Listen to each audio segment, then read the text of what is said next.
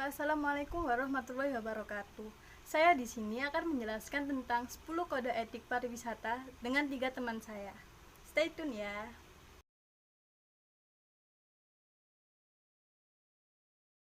Kode etik pariwisata dunia terdiri atas 10 pasal, yaitu pasal ke-1 adalah kontribusi pariwisata untuk saling pengertian dan saling menghormati antara masyarakat dan wisatawan, yang artinya adalah 1. Pengertian dan promosi nilai-nilai etik bersama pada kemanusiaan dalam semangat toleransi dan hormat terhadap keragaman kepercayaan agama.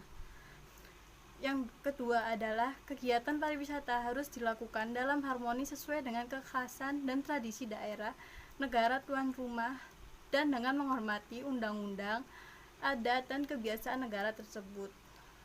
Yang ketiga adalah masyarakat tuan rumah di satu pihak dan para pelaku profesional lokal di lain pihak harus belajar untuk mengerti dan menghormati para wisatawan yang mengunjungi mereka dan mencari informasi.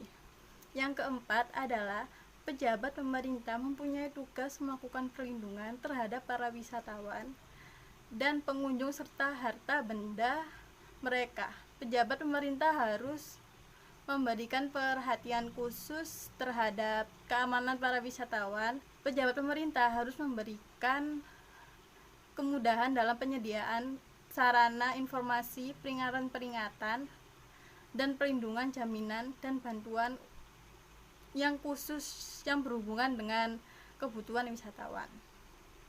Yang kelima adalah para wisatawan dan pengunjung mempunyai tanggung jawab untuk mencari informasi bahkan sebelum mereka berangkat tentang karakteristik negara-negara yang akan mereka kunjungi. Poin kedua yaitu pariwisata sebagai alat pemenuhan kebutuhan individual dan kolektif. Yang artinya pariwisata merupakan suatu kegiatan yang sering dikaitkan dengan waktu luang, waktu santai, olahraga, hingga pengenalan budaya dan alam yang harus diciptakan dan dilaksanakan sebagai sarana yang penting untuk pemenuhan kebutuhan individual dan kolektif. Bila kegiatan ini dilakukan dengan keterbukaan hati, pariwisata merupakan suatu faktor yang tidak tergantikan sebagai autodidak pribadi, sebagai saling toleransi dan latihan terhadap perbedaan yang sah antara rakyat dan budaya. Tidak lupa juga dengan keseragaman kita.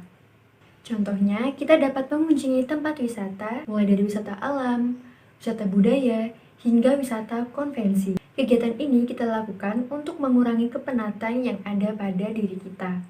Selain itu, kita juga mendapatkan pengetahuan mengenai keberagaman budaya yang ada pada setiap daerah. Selain untuk memenuhi kebutuhan individual, pariwisata juga dapat memenuhi kebutuhan kolektif. Salah satunya yaitu sebagai terbukanya lapangan pekerjaan baru bagi warga sekitar tempat wisata tersebut. Pasal 3 pariwisata merupakan faktor dalam pengembangan yang berkelanjutan, yaitu yang artinya adalah 1. Menjadi kewajiban semua pelaku pembangunan pariwisata untuk menjaga kelestarian lingkungan alam dalam perspektif suatu pertumbuhan ekonomi yang sehat, berkelanjutan dan berkesinambungan, tepat untuk memenuhi secara adil kebutuhan dan harapan generasi sekarang dan generasi yang akan datang. Yang kedua adalah semua bentuk pembangunan pariwisata yang memungkinkan penghematan sumber alam yang langka dan berharga, terutama air dan energi. Demikian pula untuk mengurangi produksi sampah harus prioritas dan digalakkan oleh pejabat pemerintah baik nasional, regional maupun lokal. Yang ketiga adalah pengaturan dalam waktu dan jarak arus wisatawan dan pengunjung, terutama pengaturan waktu cuti kerja dan liburan sekolah, dan menyeimbangkan tempat-tempat yang dikunjungi harus diupayakan sedemikian rupa untuk mengurangi tekanan kegiatan pariwisata terhadap lingkungan hidup dan sebaliknya, meningkatkan dampak positif bagi ekonomi lokal maupun bagi industri pariwisata. Yang keempat adalah prasarana dan kegiatan pariwisata harus dirancang dan diprogram sedemikian rupa untuk melindungi ekosistem dan biodiversitas serta untuk melestarikan jenis-jenis flora dan fauna yang terancam punah. Yang kelima adalah wisatawan wisata alam dan ekowisata diakui sebagai bentuk kegiatan pariwisata yang dapat memperkaya dan meningkatkan penghasilan pariwisata apabila dilakukan dengan menghormati lingkungan alam dan melibatkan penduduk setempat dalam pengembangan pariwisata. Yang keempat, pariwisata adalah warisan budaya umat manusia dan berkontribusi pada peningkatannya. Di pasal keempat ini berisikan penghormatan kepada pewarisan kekayaan seni, arkeologi, dan budaya yang harus dilindungi. Kegiatan pariwisata harus direncanakan sedemikian rupa untuk memungkinkan kelangsungan hidup dan perkembangan hasil-hasil budaya, seni tradisional, dan seni rakyat. Poin kelima yaitu pariwisata merupakan kegiatan yang bermanfaat bagi negara dan masyarakat yang dikunjungi. Maksudnya yaitu penduduk setempat harus diikutsertakan dalam kegiatan kepariwisataan dan secara adil menikmati keuntungan ekonomis, sosial, dan budaya yang mereka usahakan.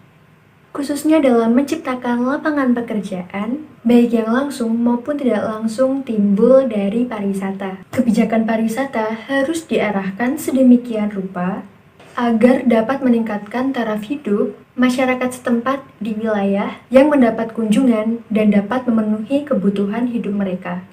Pendekatan perencanaan arsitektural dalam pengembangan kawasan wisata dan akomodasi harus dilakukan secara terpadu dan integrasinya sebaik mungkin dengan jaringan ekonomi dan sosial setempat.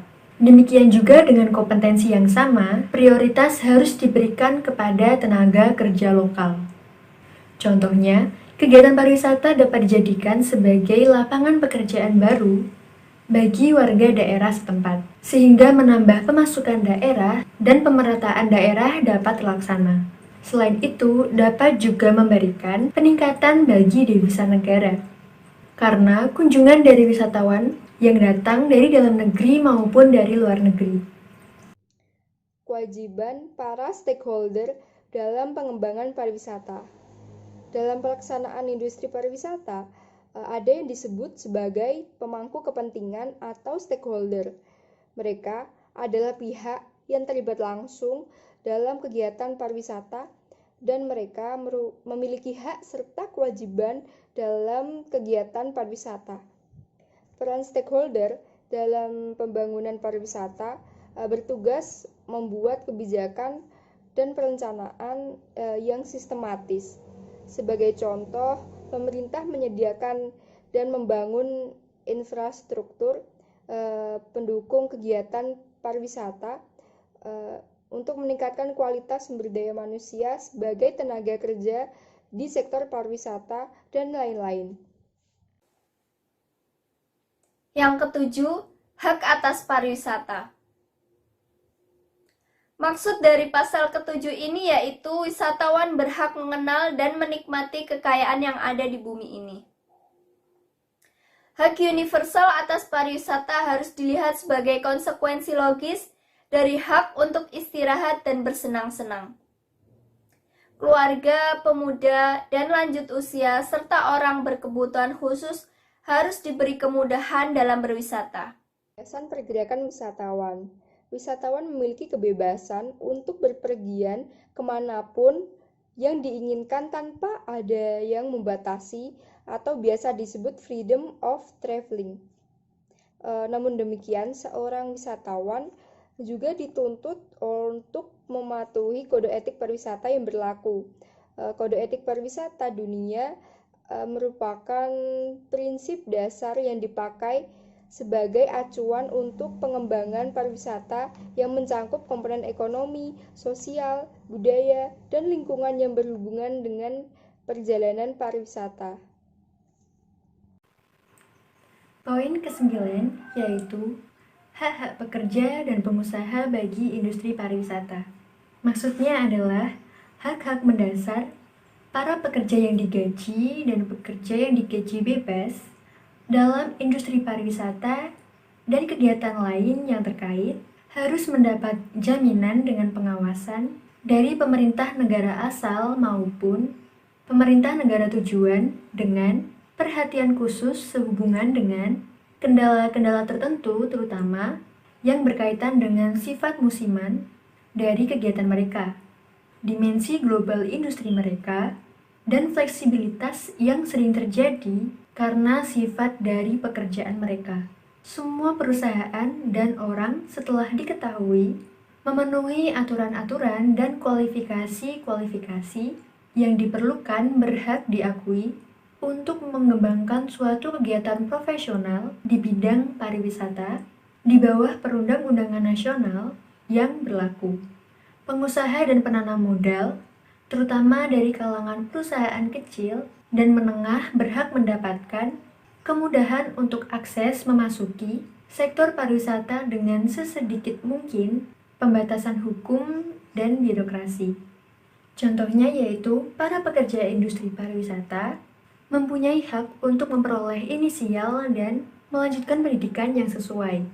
Mereka berhak diberikan perlindungan sosial yang memadai dan ketidakpastian pekerjaan harus dibatasi sedapat mungkin. Sedangkan hak untuk pengusaha pariwisata, yaitu pengusaha berhak untuk mengembangkan suatu kegiatan kepariwisataan dan diberikan kemudahan akses saat ingin melakukan pembangunan pada tempat wisata tersebut.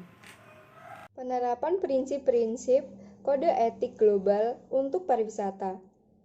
Kode etik pariwisata dunia dibuat dengan maksud dan tujuan untuk memajukan bidang pariwisata dunia.